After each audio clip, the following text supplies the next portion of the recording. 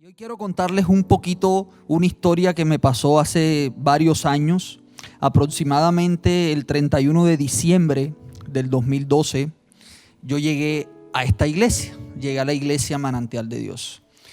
Y ese diciembre del 2012 fue un diciembre para mí bastante retador, fue un diciembre para mí donde no había noticias buenas. Ese diciembre mi papá en Medellín iba a entrar a una cirugía y el médico me dice, yo estaba solo ahí con él y el médico me dice que posiblemente él no podía salir vivo de esa cirugía, que había pocas probabilidades o pocas posibilidades de que mi papá sobreviviera a esa cirugía. Y de verdad eso causó en mí, algo quebró en mí, en mi corazón cuando el médico me había dicho eso. Y creo que fue porque yo nunca había pasado eso con una persona tan cercana a mí, no lo había pasado. Y recuerdo que llego al hotel y no es el típico testimonio de Señor, si tú existes, por favor, no. Yo sabía que Dios existía, yo sabía que Dios me había salvado de muchas, pero ese día sí hice la oración más sincera que pude haber hecho en toda mi vida. Y llego y le digo al Señor, le pido perdón por toda la vida que llevaba en ese momento. Toda la vida, todo lo que había hecho, le dije, Señor, recíbeme nuevamente y te pido perdón, Señor, porque mi corazón está lejos de ti. Y yo te prometo, Dios, y ahí sí estuvo la promesa, la típica promesa, pero así fue. Le dije, Señor, salva a mi papá, y si tú salvas a mi papá, yo te voy a entregar mi vida. Yo te entrego mi corazón y no importa lo que tenga que dejar.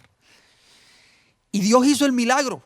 Dios hizo el milagro. Mi papá lo pueden operar. Duró la operación como 9 horas. Mi papá lo estaban operando del corazón. Le estaban cambiando un marcapaso, pero por complicaciones no le podían cambiar el marcapaso. Pero Jesús, sobrenaturalmente, porque eso fue algo sobrenatural, como muchas cosas que le han pasado a mi papá, Jesús lo salvó. Y desde ese momento yo creo que el Señor me hizo recordar la promesa. Y una persona me invita a Manantial ese 31 de diciembre del 2012. Y me sorprende porque cuando yo llego, estaba todavía la iglesia allá donde ha estado Lighthouse ahora, en la 58, 57, 58. Y la primera persona que me recibe es la pastora Ana Milena. Y la pastora Ana Milena, con esa sonrisa que la caracteriza a ella, me dice, bienvenido, nos encanta atenderte, nos encanta servirte. Y cuando yo escucho esas palabras, definitivamente yo salí de ahí diferente. Yo salí de ahí realmente pensando otra cosa. Ya no volví a ser igual. Ya no volví a ser igual. Después pasaron otras cosas, llegaron los procesos, pero desde que salí de ahí ese 31 de diciembre del año 2012, no volví a ser igual. Y desde ese momento la iglesia se volvió el lugar del cual quiero hablarles hoy. Y tiempo después estoy por aquí por el Book and Coffee y yo recuerdo que yo me quedo viendo un libro y está ahí la señora Rosalba y la señora Rosalba se queda viendo y me dice, cómpralo porque es el último ejemplar que tengo. Y me llamó poderosamente la atención el libro y lo compro. Y el libro tiene un título bastante particular. El libro se llama El lugar favorito de Dios en la tierra. Y yo, wow. O sea que Dios en su vida terrenal tuvo un lugar favorito. Y Jesús tuvo un lugar favorito. Y es escandalosamente bueno el libro. Se los recomiendo. No es un libro conocido. No es de un pastor, wow, de esos relevantes. Pero creo que es un libro que nos va a ayudar a muchos y sobre todo a los que estamos aquí en la iglesia.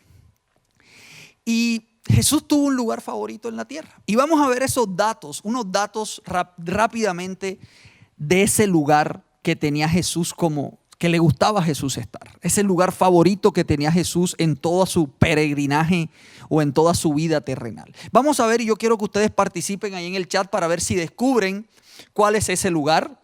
Algunos datos sobre este lugar. El lugar era un pequeño pueblo que quedaba a 3 kilómetros al oriente de Jerusalén. Era un pueblo que estaba situado en la falda suroriental del Monte de los Olivos. Frente a ese pueblo estaba ni más ni menos que el huerto de Getsemaní. ¿Se acuerdan lo que pasó ahí en Getsemaní? Jesús sudando sangre, angustiado, preocupado, con miedo, porque ya sabía que lo iban a crucificar. Otro dato importante de este lugar es que ese lugar está lleno de palmeras, está lleno de almendros, de olivos, de higueras, de granados. Y algo particular es que estos árboles ofrecían un refugio acogedor para los viajeros cansados y fatigados. Ahí cogían sombra y descansaban todo el que pasaba por ahí, por ese lugar. Otro dato importante de este lugar es que Jesús, 6 noches antes de ser crucificado, pasó allá, pasó en ese lugar. ¿Por qué? Porque en ese lugar Jesús encontraba refugio, encontraba reposo, encontraba seguridad, encontraba aceptación, encontraba paz. Era el lugar favorito de Jesús para ir con él y sus discípulos. Ahí estaban sus amigos. Y habían 3 personajes que vivían en ese lugar y que Jesús los amaba tremendamente. Y cuando hablo de amar, no es, digamos, ese típico de que no es que Jesús nos ama a todos. Sí, Jesús nos ama a todos. Pero el amor que tenía Jesús no era un amor ágape, obviamente, pero también era un amor, ese amor filial. Ese amor que le tienes tú a tus amigos. Ese amor que le tienes tú a tus hermanos. O sea, eran los amigos de Jesús que vivían ahí. Y ya con esto van a descubrir el lugar. O ya de pronto alguno ya lo descubrió antes. 3 personajes que eran hermanos: Marta, María y Lázaro. Y probablemente, por lo que dice la palabra, Jesús le expresaba los más cálidos sentimientos a esos hermanos. Es decir, eran sus amigos. Yo creo que Jesús estaba cansado del ministerio.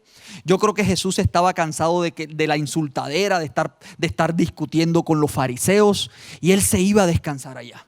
Por eso este lugar es llamado la tierra de higos. Él se iba a descansar allá. Él le decía a Lázaro: hoy tuve un día pesado. Ahora resulta que Judas creo que es el que me va a traicionar. O sea, yo pienso que Jesús se descargaba con ese gran amigo que él tenía. ¿Y por qué digo que eran bastantes amigos? Porque la palabra tiene algunos visos de lo que sentía Jesús allá. Miren lo que dice Juan 5. Dice: aunque Jesús amaba a Marta, a María y a Lázaro. Ahí lo pueden ver en Juan 11.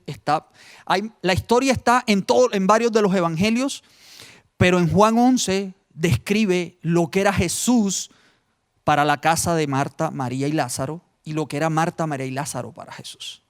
Y la Biblia dice que Jesús amaba a Marta, María y Lázaro. Pero también en Juan 11:11 dice la palabra: cuando Lázaro muere, dice, nuestro amigo Lázaro se ha dormido. Es decir, mi amigo. Jesús llamaba amigo a Lázaro. Y en Juan 11:36 dice: las personas que estaban allí cerca dijeron: miren cuánto lo amaba. ¿Sí? Porque Jesús estaba llorando. Estaba llorando a su amigo que entre otras cosas iba a resucitar. A veces me pregunto, no sé por qué Jesús estaba llorando si él sabía que lo iba a resucitar. Eso también tiene su significado, pero no es el tema de hoy. Y las personas se daban cuenta lo que amaba a Jesús estar en ese lugar. Y sí, si ya lo descubrieron, ese lugar es Betania. Y se acuerdan que les empecé a hablar de cuando llegué acá a la iglesia. La iglesia se convirtió en mí en un Betania. En ese lugar de refugio, en ese lugar donde encontré aceptación, a pesar de todo mi pasado, en ese lugar donde encontré amigos, en ese lugar donde he encontrado Marías, Martas y Lázaro. Y hay otra característica que pasa desapercibida de ese lugar, del lugar de Betania. Y es que la Biblia cuenta, o si ustedes leen la historia de Betania, Lázaro no habló. Lázaro no hablaba. María habló solo una vez. Ahí está en Juan 11:32. Marta llega donde María y le dice: mira, corre que el maestro te está esperando, te está buscando. Y Marta corrió rapidito donde Jesús y le dijo: Señor, si tan solo hubieras estado aquí, mi hermano no habría muerto. Ahí es la única vez que vemos hablar a María. Y Marta, bueno, Marta se habló un poquito más, habla 6 veces, pero por motivos de tiempo no les voy a decir todo lo que habla Marta. Pero Marta, digamos, era la que tenía más interacción con Jesús en el momento, era la que se le metía de lleno a Jesús y le reprochaba a Jesús porque María no la quería ayudar. Después, cuando Jesús iba a resucitar a Lázaro, le dijo: Señor, por favor, mira, esa tumba está podrida. Y ahí fue cuando Jesús le dice: tranquila, Marta, no ves que si crees verás la gloria de Dios. Si crees verás la gloria de Dios. Entonces, eso da a entender la personalidad que tenía cada uno. Quizás Lázaro era un tipo callado, quizás María era más tranquila y Marta sí era más sanguínea. Pero Jesús, en esa diversidad, los amaba, eran sus amigos. ¿Cuánta diversidad podemos encontrar en la iglesia? O quizás cuánta diversidad podemos encontrar en el hogar, en tu casa. Y Jesús los amaba tremendamente, eran sus amigos.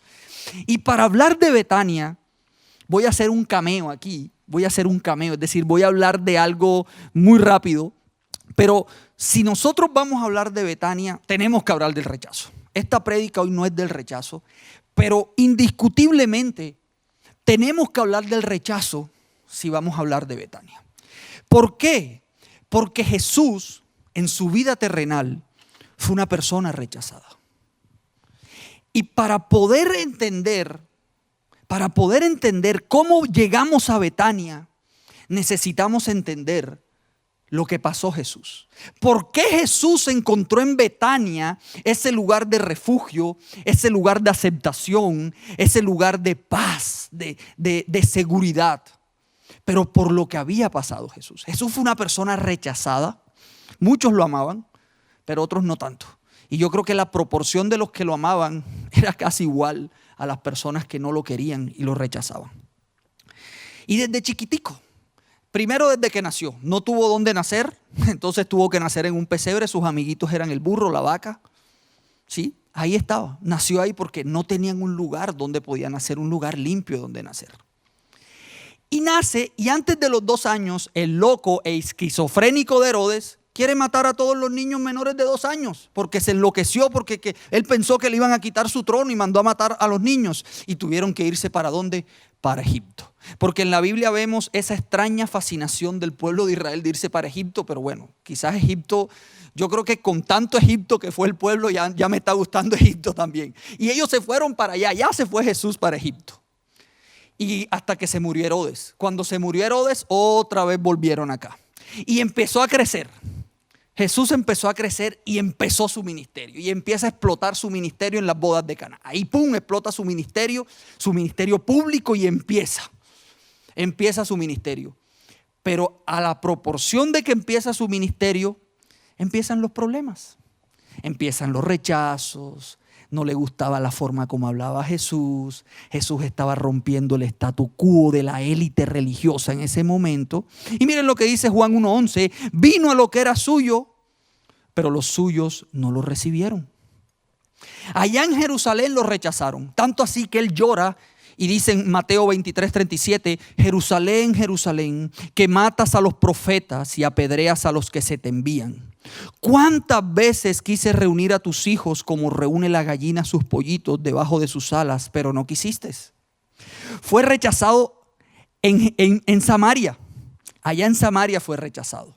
Y con esto quiero decir, porque muchos dicen los samaritanos, qué ejemplo los samaritanos, miren la mujer samaritana, miren el samaritano que fue el que le dio las gracias a Jesús cuando lo sanó, miren el buen samaritano que ayudó a ese que estaba ahí tirado en el suelo, que lo habían robado.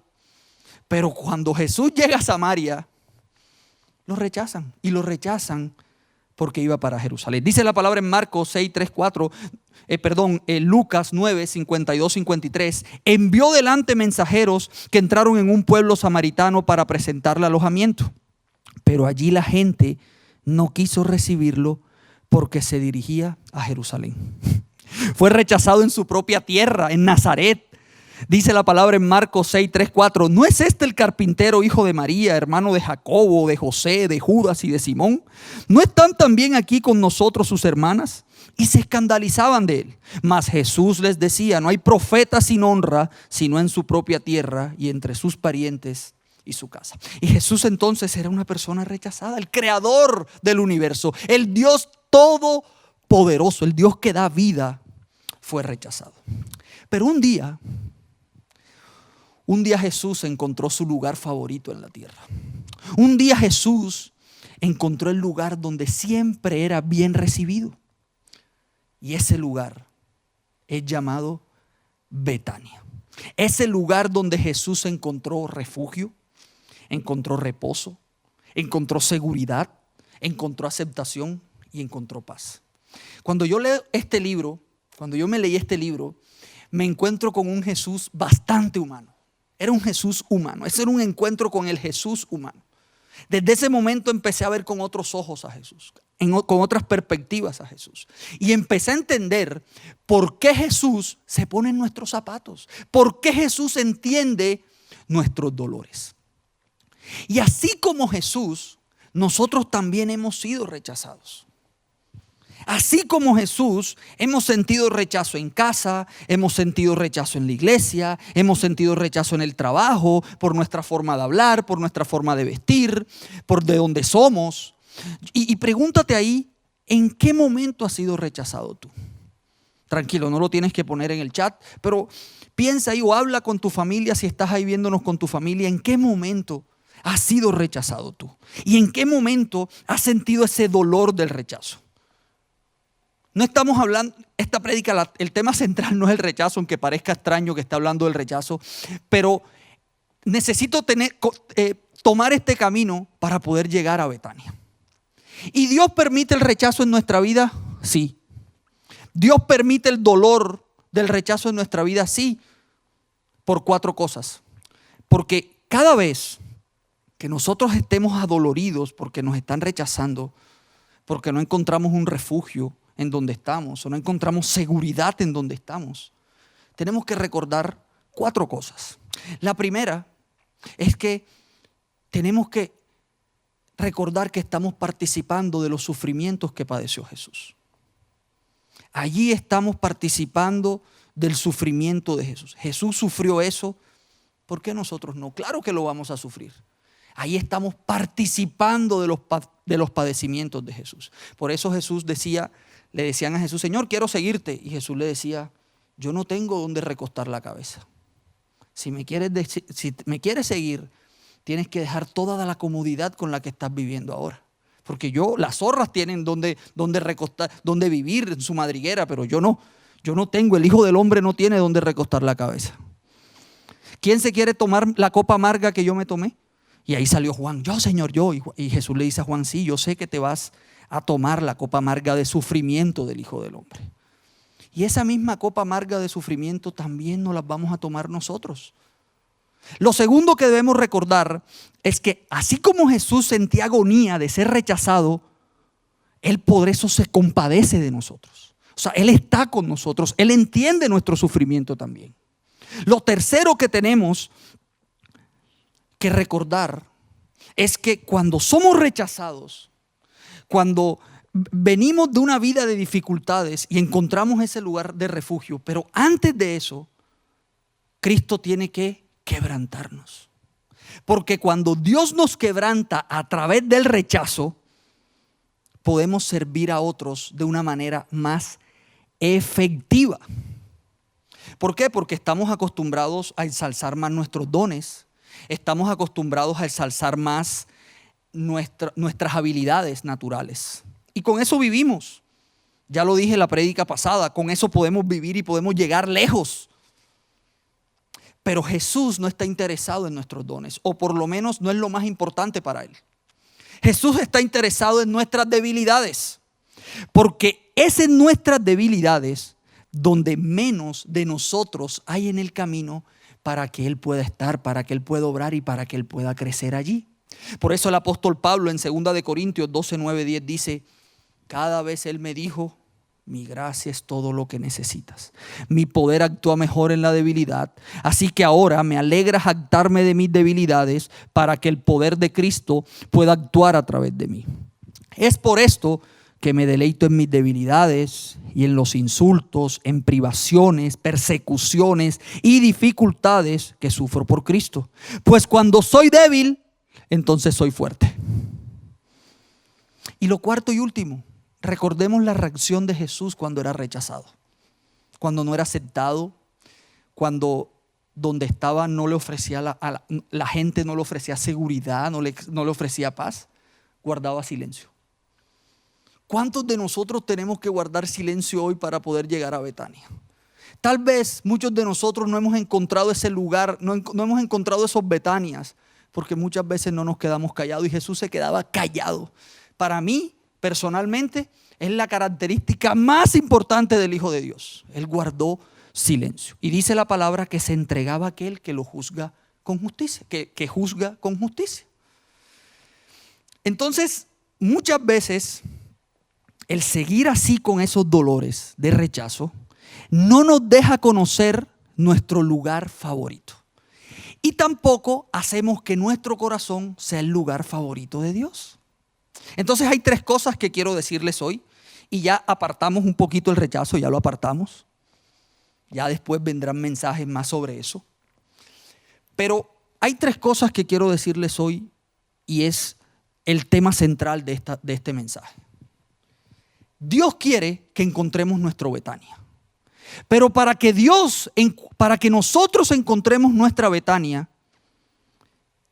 primero nuestro corazón tiene que ser una Betania. Es decir, nuestro corazón tiene que ser un lugar donde Jesús quiere estar. Nuestro corazón tiene que ser un lugar donde Dios reciba aceptación, donde Dios reciba paz, seguridad, refugio y un hogar. Porque Dios no viene a visitarnos como el ángel que visitaba ahí el estanque de Betesda. No, Dios quiere hacer el hogar permanente, nuestro corazón, su hogar permanente. Y para eso debemos ver 3 cosas. Para que mi corazón se convierta en una Betania, tengo que entender que cuando yo recibo a Jesús, todos cuando vamos a recibir a Jesús, tenemos que recibir todo de Jesús.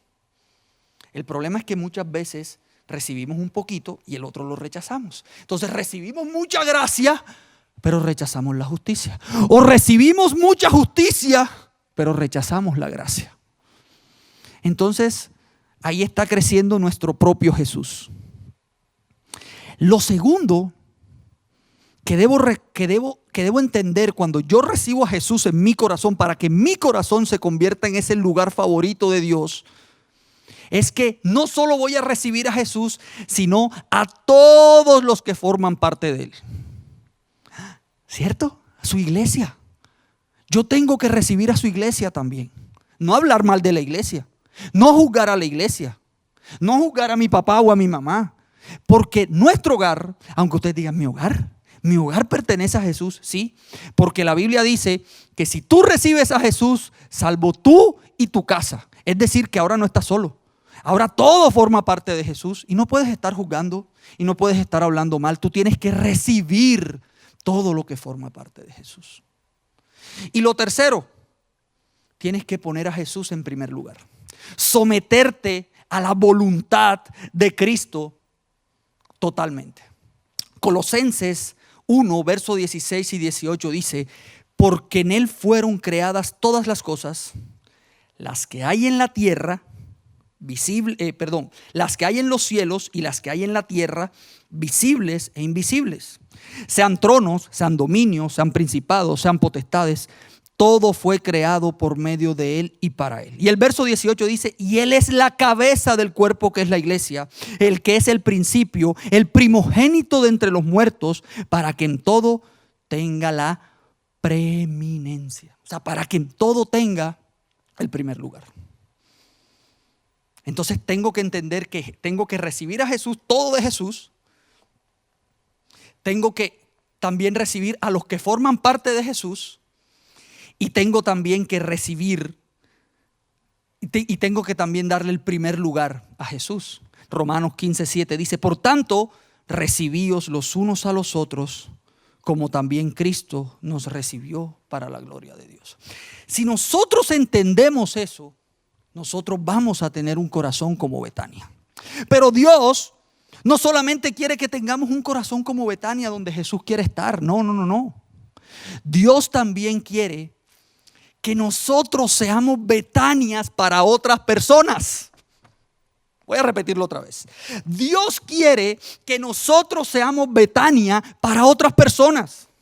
Y yo quiero hoy preguntarles, ¿será que donde yo estoy, yo le ofrezco seguridad, paz, armonía, amor a mi entorno, a los que estoy viviendo? Y la iglesia también se tiene que preguntar eso. Todos nosotros como iglesia somos Betania, porque Dios quiere que en este tiempo seamos una Betania. Porque muchas veces no queremos. Muchas veces queremos el corazón Nazaret, el corazón Jerusalén, el corazón Samaria, donde se rechaza a Jesús o donde se acepta un poquito de Jesús, pero esto como que no me conviene mucho, así que lo rechazo. No, Dios quiere el corazón Betania. Y Dios quiere también que nos convertamos en Betania. Y en Betania viven 3 clases de personas. Así como la iglesia. Y si ustedes ven la casa de Lázaro es como una iglesia. Y ahora les voy a decir por qué. Están las Martas. Entonces las Martas, no la señora Martalea, es la Marta de la Biblia.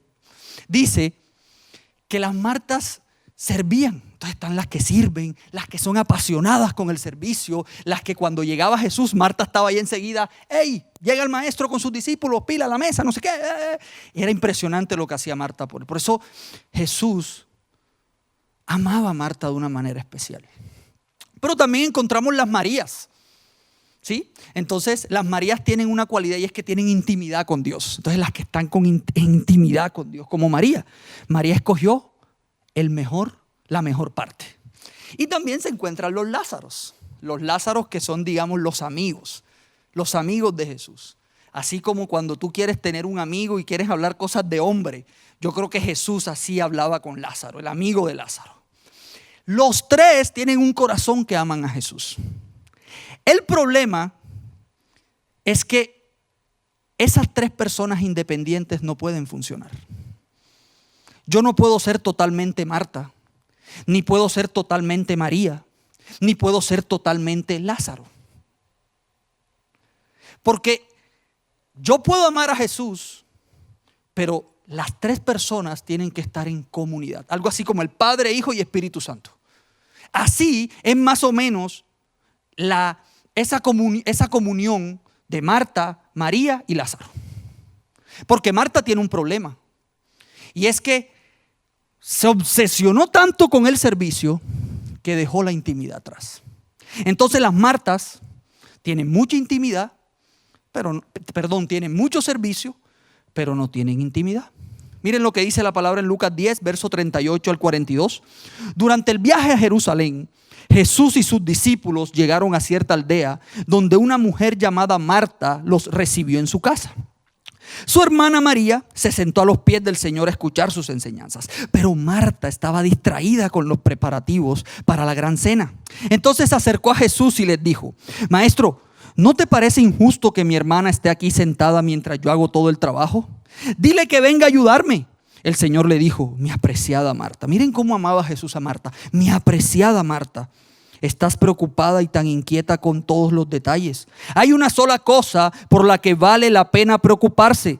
María la ha descubierto y nadie se la quitará. Entonces las Martas están preocupadas por la actividad, pero no por la intimidad.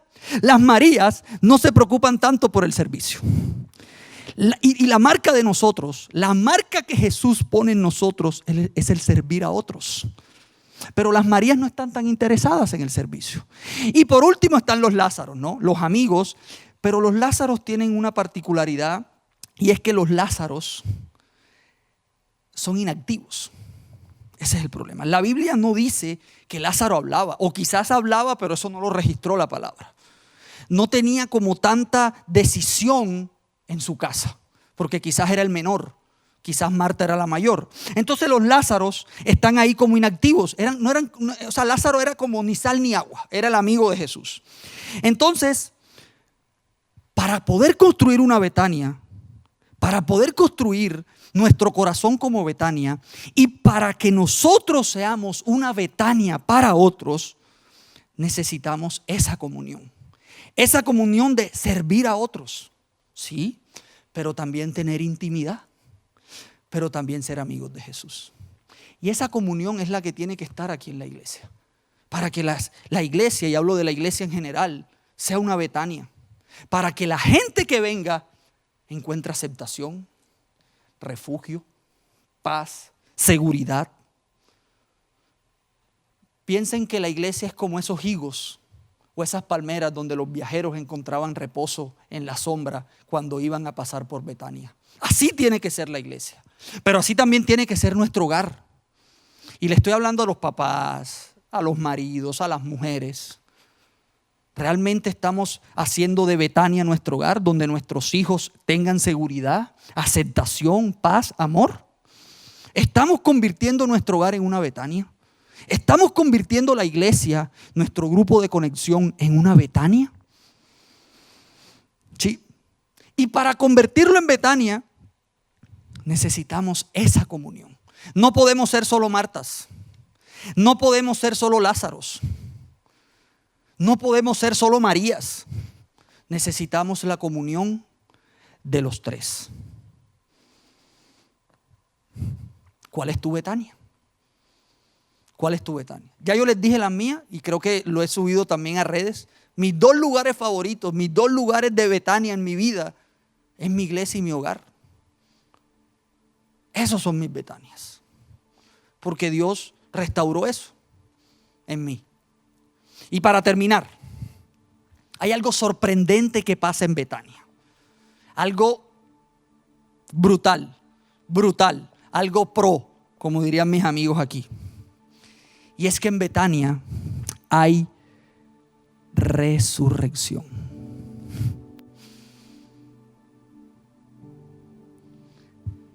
Dios quiere que tengamos el corazón como Betania. Dios quiere que nosotros seamos Betanias para otros. Pero Dios también quiere que nosotros encontremos nuestra Betania. Acuérdense, Marta, María, Lázaro.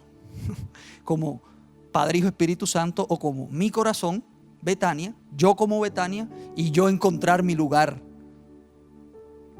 favorito. Y yo sé que muchos quieren buscar su lugar favorito. Un lugar donde se sientan como Jesús se sentía ahí en esa casa. Siempre me ha llamado la atención, wow, ¿qué sentiría Jesús ahí en la casa? Y en Betania hay resurrección. Todos lloraban la muerte de Lázaro. Todos. Las hermanas fueron a decirle: Señor, tu amigo del alma está enfermo. Y él dijo: está bien, tranquilas. Esa enfermedad de Lázaro no terminará en muerte. Eso lo hace Dios para que Él se glorifique.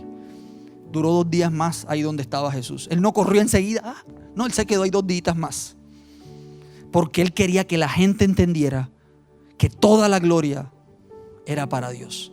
Y que aunque Lázaro estuviera 4 días ahí, Él iba a resucitar a Lázaro. Y hoy quiero decirte que en Betania, no importa cuántos años tengan tus sueños dormidos o muertos, Dios tiene la capacidad y el poder para resucitarlos. Tal vez estás en tu casa y estás diciendo: no, qué Betania, mira a mi papá, mira a mi mamá, no, esto es un desastre. Acuérdate, Jesús se demoró 2 días para ir a resucitar a su amigo. Es decir, ya llevaba 4 días su amigo muerto. ¿Cuánto tiempo llevan tus sueños ahí y ya estás frustrado?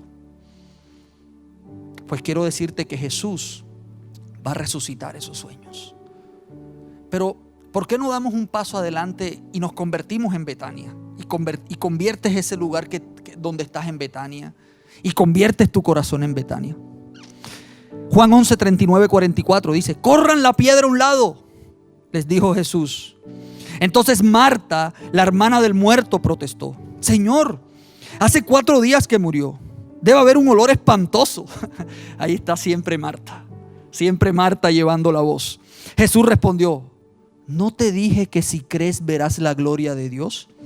Así que corrieron la piedra a un lado. Entonces Jesús miró al cielo y dijo: Padre, y aquí entendemos por qué Jesús se demoró 2 días. Padre, gracias por haberme oído. Tú siempre me oyes, pero lo dije en voz alta por el bien de toda esta gente que está aquí, para que crean que tú me enviaste. Entonces Jesús gritó: Lázaro, sal de ahí. Y el muerto salió de la tumba con las manos en los pies con las manos y los pies envueltos con vendas de entierro y la cabeza enrollada en un lienzo. Jesús les dijo: quítenle las vendas y déjenlo ir. Jesús va a empezar a resucitar cosas en tu Betania. Así que tranquilo, convirtámonos en esa Betania. Convirtamos nuestro corazón en esa Betania donde Jesús quiere estar. Convirtámonos en la Betania de otros. Ya no critiquemos más, ya no rechacemos más. Convirtámonos en Betania para otros, aunque el otro piense diferente, aunque el otro venga de donde venga, aunque el otro tenga la creencia que sea. Convirtámonos en esa Betania. Pero también busca tu lugar favorito. Y hoy quiero decirles, y no porque está aquí en esta iglesia, ni porque lleva aquí un tiempo, mi oración siempre ha sido que Manantial de Dios sea una Betania para muchos. Porque allá afuera hay muchos Jesús rechazados. Hay muchos Jesús con ganas de morirse. Y Manantial de Dios tiene que convertirse en esa Betania en este tiempo. Para los jóvenes, para los adolescentes, para los adultos, para las madres, para las niñas, para las viudas. Tiene que convertirse en esa Betania. Debe convertirse en esa Betania. Y ese es nuestro reto. Y Jesús va a resucitar eso en Betania. Cuando tú veas Betania, Jesús va a empezar a resucitar esos Lázaros. Va a empezar a resucitar esos Lázaros. Señor, y en esta noche, Dios, yo quiero convertir mi corazón en ese lugar favorito donde tú quieras estar. Yo quiero convertir mi corazón, Señor, en ese lugar donde tú tengas el primer lugar. Yo quiero convertir mi corazón, Señor, en esa Betania donde tú encuentres seguridad, refugio, donde te encante estar. Porque yo también quiero, Dios, convertirme en Betania. Quiero convertirme en Betania para otros. Pero muchas veces prefiero Nazaret. Muchas veces prefiero Jerusalén. Muchas veces prefiero Samaria, en vez de irme a Betania. En vez de convertirme en un lugar donde tenga intimidad contigo, donde coja la mejor parte. Quiero tomar la mejor parte. Pero también, Señor, quiero convertirme en Betania, o que mi corazón sea Betania, para servir a otros. Es mi anhelo, Dios. Y yo sé que muchos anhelan eso. Es mi anhelo, Señor. Dígale ahí en su corazón: es mi anhelo servirte, Dios. Pero también un lugar donde entablemos tú y yo una amistad. No quiero estar por ahí como rueda suelta, Dios, porque quizás muchos están cansados en el camino. Muchos han sido viajeros en toda esta temporada y están cansados. Imagínense ahora, ahí cierren sus ojos donde están. Imagínense ahora Betania, con grandes árboles, grandes palmeras, y allí Dios les va a dar la sombra y el descanso que ustedes necesitan. En el nombre de Jesús.